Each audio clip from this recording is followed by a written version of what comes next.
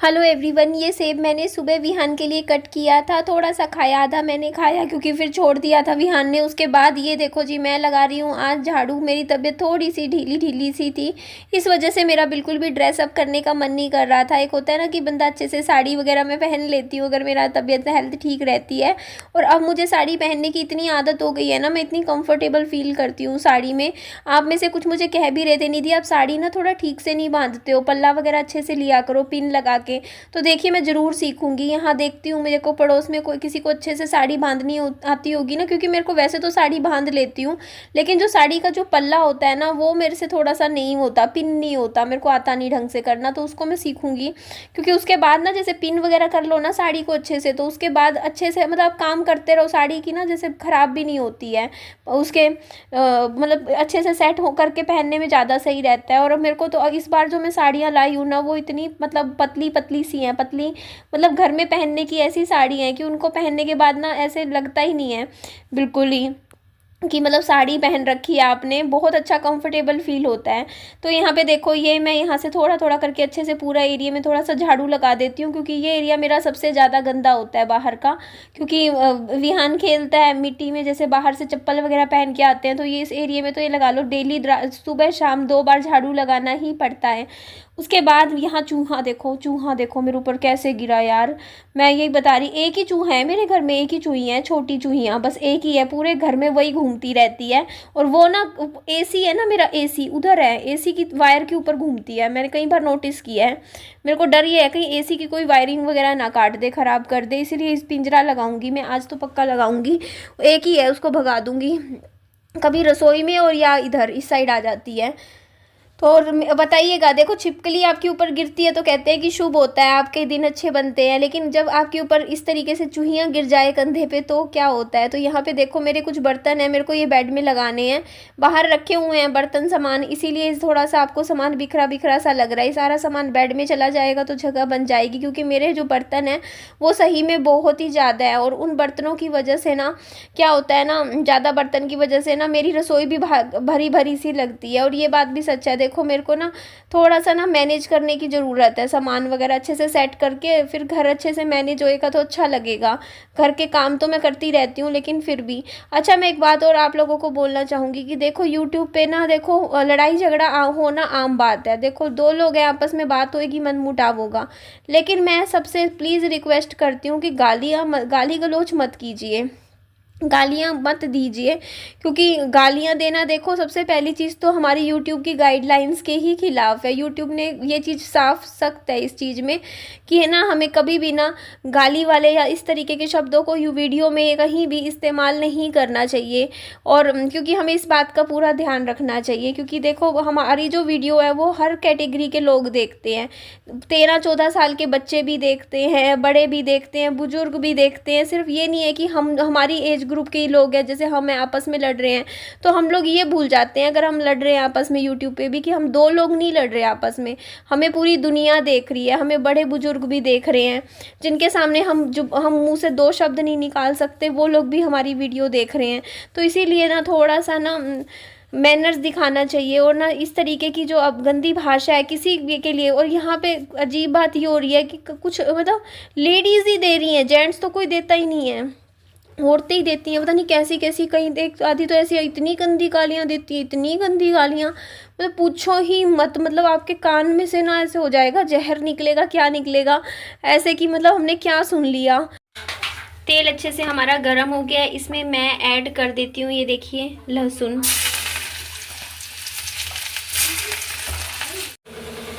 प्याज भुन गया, अब इसमें मैं ऐड कर दूंगी भिंडी। इसे चला देते हैं।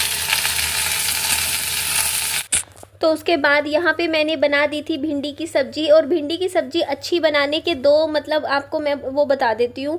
सबसे पहली तो आप ना भिंडी को धो के ना अच्छे से सूखनी रख दीजिए कई घंटे पहले पंखे के नीचे, या पहले जैसे रात को सुखानी रख दीजिए, फिर सुबह बनाइए। इससे क्योंकि जो भिंडी होती है ना उसमें थोड़ा सा मॉइस्चर होता है, नमी होती है। अगर आप भिंडी को ना सीधा धोते ही बनाओगे ना तो वो क्या होगा ना, लेसी लेसी सी बनती है, चिप चिप वाली बन जाती है, पानी छोड़ देती है फिर फिर भिंडी। अगर आप चाहते हो कि भिंडी करारी बने तो एक तो आप अच्छे से सरसों के तेल में बनाओ और भिंडी को ना इस तरीके से ही सुखा लो अच्छे से। और दूसरी चीज़, कभी भी भिंडी को ढक के मत बनाओ, जैसे भाप होती है ना, भाप भिंडी को ना मतलब ख़राब करता है। और दूसरी चीज़, जो भिंडी है ना आपकी ना बहुत ही कुछ एक जैसे हम छोंकने के 1-1.5 मिनट बाद ही गैस बंद कर दो और मतलब फिर बंद कर दो। मतलब ऐसे क्या होगा ना, जैसे भिंडी का क्या रहता है ना, कई बार लोग ओवर फ्राई कर देते हैं जैसे ज़्यादा, क्योंकि भिंडी ऐसी चीज़ है जिसको ना वो धीरे धीरे अपने आप भी पकती रहती है। तो इस तरीके से ना उसको थोड़ा सा फिर वो करारी बनेगी, अदरवाइज़ वो मतलब कभी कभी जली जली या फिर कच्ची पक्की सी बनेगी, जो होती नहीं हरी हरी सी भिंडी जो अच्छी नहीं लगती दिखने में, वैसी बन जाएगी। तो फिर यहाँ पे मैं बना रही थी पूरियाँ, क्योंकि विहान खा लेता है। मैंने भी देखो पूरियाँ ही, फिर यही था देखो भिंडी के, पता नहीं मेरा क्या मन हुआ, मैंने कहा रोटी, क्या रोटी बनाऊँ। फिर विहान वही है, नखरे करेगा, मैंने कहा पूरियाँ तो ये खा ही लेता है, पर भिंडी नहीं खाई इसने, रूखी पूरियाँ खाई है, सब्जियाँ तो मुँह ही नहीं लगाता बिल्कुल ही। बट चलो पूरियाँ भी पता है। फिर मैंने पहले तो सोचा था अपने लिए रोटी बना लूँगी, फिर मुझे लगा क्या दोबारा से मैं वही है ना तवा चढ़ाऊँगी, क्या मैं ये सब करूँगी, इससे बढ़िया है कि अपने लिए भी 4-5 पूरियाँ ही तल दे सारी सारी आटा मैंने। फिर ये देखो इस तरीके से सारी मैंने पूरियाँ बना दी थी। तो ये देखो साथ में सारी मैंने भिंडी, ये हमारा दोपहर का हमारा ये देखो खाना था, और भिंडी भी मैं परोस लेती हूँ। और देखिए कभी भी लेडीज़ का ना, मैं बोलती हूँ कि जब भी झगड़ा होता है आप झगड़ लो, लेकिन कभी भी ना किसी के बच्चों पे मत जाओ। जैसे मेरी को भी ना एक लेडी थी जिसने मेरे बच्चे पे चली गई थी, मेरे बच्चे को गालियाँ दे दी। तो वो चीज़ मैं आज तक कभी नहीं भूल पाई, क्योंकि देखो बात ये होती है कि देखो आपका बड़ों का झगड़ा होता है ना, मैं सामने से मुँह से आपको कुछ बोल दूँ, सामने वाला मुझे मुँह से कुछ बोल दे, सहन हो जाता है और भूली भी जाती है, हम अपने लिए माफ़ कर भी देंगे। लेकिन अपने बच्चे का जब याद आता है ना, एक माँ का खून खोल उठता है कि भाई मेरे बच्चे को कैसे बोल दी, वो चीज़ कभी नहीं भूली जाती, कभी नहीं। तो यहाँ पे देखो क्या था ना, जो बाइक है ना उस पर पंचर लगवा रही थी, इसमें बाइक में पंचर था। उस दिन भी मेरे को बार बार हवा निकले जा रही थी बाइक में, तो मेरे को भी यही शक था। तो भैया ने चेक किया अच्छे से, मैंने कहा फिर क्योंकि स्कूल भी भेजना होता है विहान को। उसके बाद वापस घर आई तो सामने आप देखोगे ना, ये मेरी पानी की कैनी है और ये कुछ मेरे उसके ये डब्बे हैं, ये भी अच्छे हैं, हॉट पॉट्स बोलते हैं इनको। इसमें ना खाना बना के रख लो, जैसे कोई पार्टी वार्टी करनी हो, आपको फंक्शन करना हो तो क्या करो, जैसे पूरियाँ बना ली, सब्जी बना ली, उसको खाना ना इसमें परोस के रख लो और सर्व करवा दो फिर, तो मतलब खाना गर्म रहता है। तो ये मुझे काफ़ी बढ़िया चीज़ लगती है। तो उसके बाद एक कढ़ाई भी थी, देखो भारी कढ़ाई है, तो मैंने कहा चलो ये क्योंकि दीवान में जगह है तो सारा का सारा सामान ये मैं दीवान में भर के रख लेती हूँ, क्योंकि मुझे जब ज़रूरत होती है तो मैं निकाल लेती हूँ। और अभी फ़िलहाल मुझे इसकी ज़रूरत नहीं है, तो इसको मैं बेड के अंदर ही कर दूँगी। थोड़ा सा यहाँ पे बेड भी झाड़ूंगी। अब थोड़ा टाइम में ना मैं पीछे वाले रूम में सोना शुरू करूँगी, क्योंकि अभी तो एसी के चक्कर में मैं आगे वाले कमरे में सोती थी। बट अभी इतनी ठंड मुझे तो नहीं लगती भाई। अभी देखो ना, वैसे तो इतनी तारीख हो गई है, आज खुद देखो ना 6 नवंबर होगी, बट अभी तक तो वैसी वाली कोई ठंड जैसी फीलिंग मुझे इतनी आती नहीं है, क्योंकि मेरे को तो अभी भी मैं कई बार एसी चला लेती हूँ, अभी भी मतलब 16 पे चला लेती हूँ, बल्कि इतना कूल कर लेती हूँ कमरा ठंडा, क्योंकि मेरे को तो गर्मी लगती है भाई। अभी भी पंखा भी मैं चलाती हूँ। अभी तो मैंने पंखा बंद कर देंगे तो यार मच्छर कितने हैं, मच्छर काटते हैं रात को फिर। अभी तो क्योंकि ये मौसम ऐसा है, ना ज़्यादा गर्मी है ना ज़्यादा ठंड है। तो देखो अभी कम से कम 15 दिन बाद थोड़ी ठंड पड़नी शुरू करेगी, जहाँ जब शिमला वगैरह की तरफ बर्फ़ पड़ती है ना तब ठंड होती है यहाँ पे। तो अभी तो कुछ नहीं ऐसा फील हो रहा। और है कितने महीने की सर्दी, अब तो सर्दियाँ भी बस ये लगा लो, अब आजकल तो 2 ही महीने की रह गई है, दिसंबर जनवरी। फरवरी भी थोड़ी ठीक ठीक हो जाती है, इतनी लंबी सर्दियाँ कहाँ हैं, है ना, पता भी नहीं चलता। आज अब इन दिनों तो सर्दियाँ कब निकल जाती है, कब गर्मियाँ फिर आ जाती है, क्योंकि गर्मियाँ ज़्यादा रहती है, क्योंकि हमारा मौसम पता नहीं ऐसा हो गया कि ना धूप गर्मियाँ ज़्यादा मतलब होती है। जैसे मार्च भी हमारा गर्म ही रहता है, फरवरी भी मिड फरवरी में ख़त्म हो जाती है ठंड। तो चलो कोई नहीं, वो तो कहाँ होता है, अपना वो है, बस अपने पास रखे हैं स्वेटर स्वेट शर्ट्स वगैरह सारी निकाल लेंगे। अभी धीरे धीरे, अभी तो मन नहीं कर रहा, अभी तो मेरे को ऐसा मतलब पूरी बाजू वाली ठंड भी फील नहीं होती। बस बच्चों की सर्दी आ गई है कि जैसे बच्चे हैं उनकी सुबह शाम की थोड़ी ठंड हो गई है, उनको पूरी बाजू के कपड़े पहना के रखने ज़रूरी होते हैं। तो मैं तो विहान को इस तरीके से अभी थर्मल पहना देती हूँ, ऊपर कुछ नहीं, क्योंकि वो भी मुझे लगता है कि देखो कभी कभी कि हाँ ये भी ज़्यादा पहना दिया मैंने। तो यहाँ ना मैंने जैसे ही बेड खोला ना, विहान को अपने खिलौने दिख गए। इसमें मैंने बेड में इसके छिपो के रख रखे थे खिलौने, क्योंकि फिर ये एक साथ सारे खिलौने तोड़ देगा तो मैंने कहा थोड़े थोड़े निकाल के देती रहा करूँगी बच्चे को।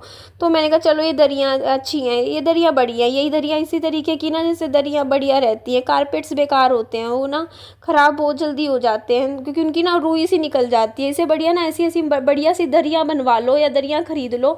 सर्दियों में फ़र्श पे ना दरियाँ ही बिछा लिया करो, वही ज़्यादा बेहतर लगती है मुझे तो ये देखो जी, ये चलो जी बेडशीट बिछाती हूँ और कपड़े भी मेरे काफ़ी इकट्ठे हो चुके हैं, वो भी मुझे धोने हैं।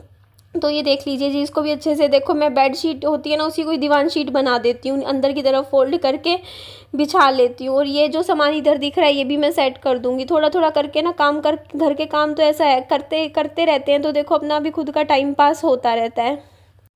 ये देखो आप लोग, ये मैंने सारे एम्स बनाए थे, मतलब ये वाला तो मुझे लग ही नहीं रहा कि मैं पूरा कर पाऊंगी क्योंकि एक बुक रोज पढ़नी बड़ी मुश्किल है, क्योंकि टाइम कम से कम यार 7-8 घंटे निकालने पड़ेंगे एक बुक पूरी कंप्लीट रोज पढ़ने को।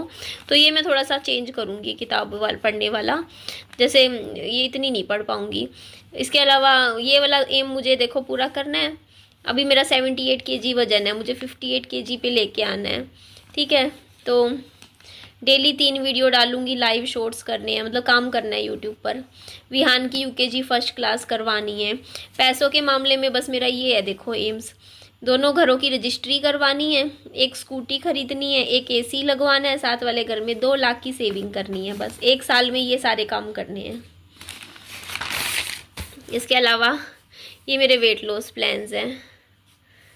हाँ 6 महीने में मतलब मैं ऐसे ही कुछ ना कुछ बनाती रहती हूँ। देखो मैंने फिर ये चीज़ आज लिख दिया, 6 नवंबर को सुबह सुबह वेट करा उठ के चेक।